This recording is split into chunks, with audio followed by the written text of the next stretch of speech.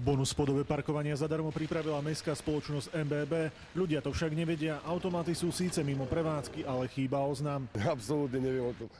Alebo som dával aj mince sem a vôbec mi nedával lístok a neviem o tom vôbec. Tak je to dobré pre vodičov, ako je to výhodnejšie to parkovanie.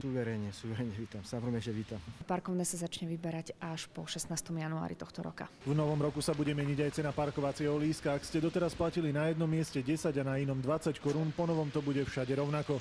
Na vodičov čakajú aj nové parkovacie miesta. Teraz sa zjednocuje výška parkovného na 50 centov. Vybudovali sa, alebo darí sa nám budovať aj nové parkovacie plochy, napríklad Robotnícka ulica, Železničiarska ulica, ČSA. Vodičov čaká aj ďalšia zmena. Po rokoch začne v Banskej Bystrici opäť fungovať odťahová služba. Motorové vozidlá budeme odťahovať iba v prípade, ak budú tvoriť prekážku v bezpečnosti a plynulosti cestnej premávky. Nie, to Boh vie, čo. No ako to neschvaľujem. Niekedy to aj pomohlo, pretože niekedy ľudia parkujú tam, kde je skutočne zakázané a kde tie autá zavádzajú.